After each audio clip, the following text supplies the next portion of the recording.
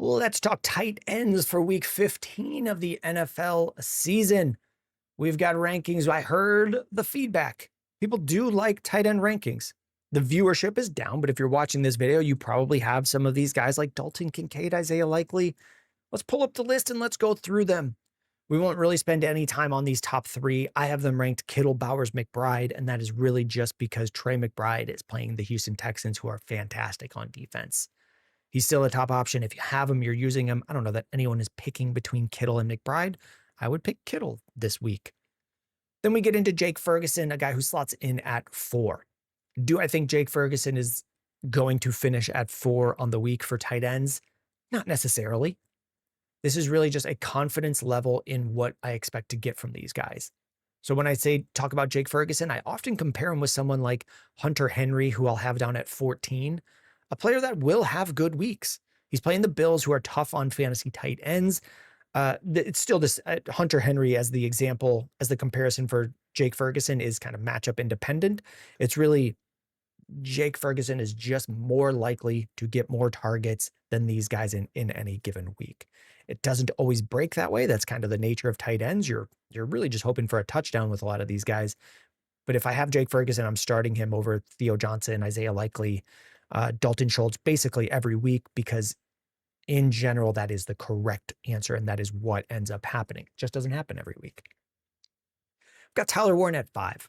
I don't know who the quarterback is for the Colts this week. I record these on Wednesday.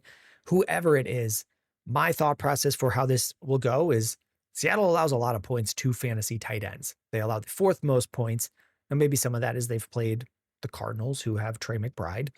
Some of these numbers for tight ends are skewed by who the team played, but they do allow a lot of fantasy points over the middle. And Tyler Warren is a very good player. So if the coaches for the Colts say, we don't have a quarterback, who are our best playmakers on offense? It's Jonathan Taylor, it's Michael Pittman, it's Tyler Warren. And if you can complete passes over the middle and just keep the clock running and play a ball control game, I could see Tyler Warren having still a decent day. Got Kyle Pitts at 6, and we could swap this. Kyle Pitts at 6, it's been working with Kirk Cousins. If there's no Drake London, it's really just Pitts and Mooney and no one. Like, it's not a very good offense without Drake London. So I've got Pitts at 6, Travis Kelce at 7, really talented player, tough matchup.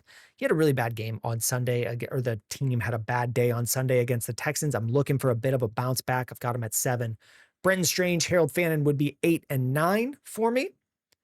Fannin looking great with Shadur Sanders. Brenton Strange looking solid coming back from injury. I've got Mark Andrews at 10, and we could probably take Mark Andrews and slot him up here. I wouldn't think you were crazy if you took Mark Andrews over Travis Kelce or over Pitts, and that is really just the Bengals matchup. Cincinnati allows the most points to fantasy tight ends. That is on drives, that is in the red zone. If they're in the red zone, I think it's Mark Andrews getting touchdowns and Isaiah Likely over the middle of the field. Now, we could also see points to Kohler at tight end. He's not someone I would start.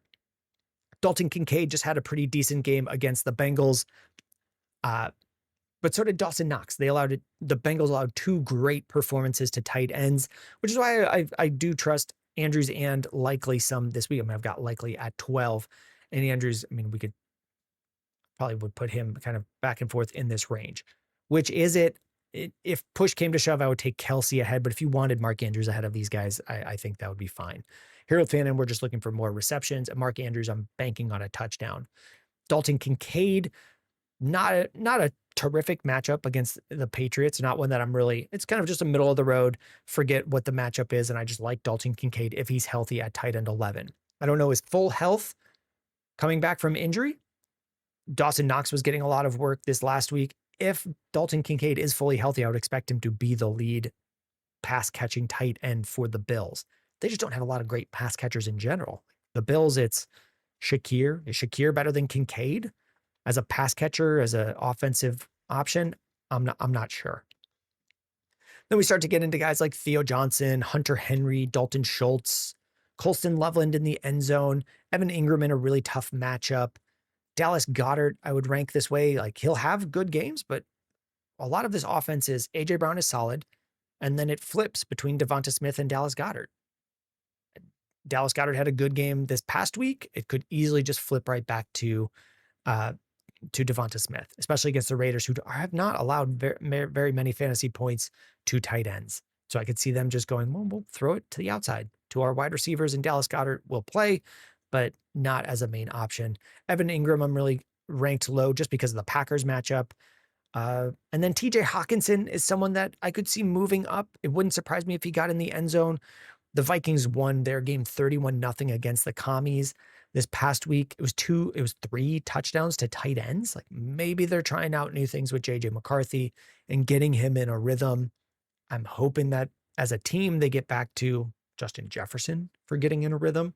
But Hawkinson had a good game. I could move Hawkinson up into about this range as well, this Dalton Schultz range. He is this tier of player. It's really just the quarterback holding him back.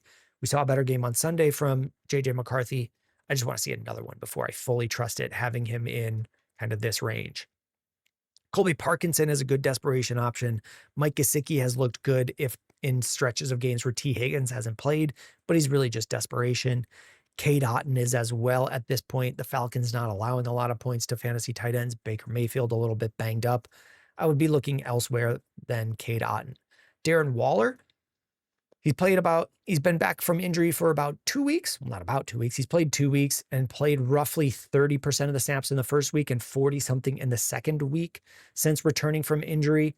If he gets up to 50, 60, like I could see him as a usable option near the end of the year. I just want to see his snaps share increasing. It could be that in the fantasy playoffs, you're starting Darren Waller. That wouldn't surprise me. I'm just not confident that we'll see a fully healthy Waller getting the end zone targets that he needs to succeed for fantasy in this week. And that's going to wrap up the tight ends. We've got some other options here that are in the please no tier, like Luke Musgrave, Dawson Knox, who just had a good game.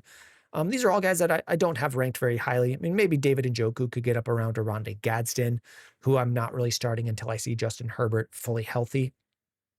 If this has helped you make your tight end decision for this week, let me know.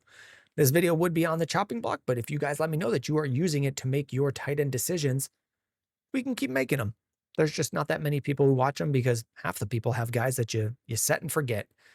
So if you're looking for running back rankings, wide receiver rankings, quarterback rankings, those exist in a playlist. There will be a link on your screen somewhere near my hands and a video and a button to hit subscribe. If you're not subscribed, hey, please consider it does make a difference to me. I'm just one guy recording these in his office, and sometimes recording them twice because he recorded the first time with no sound.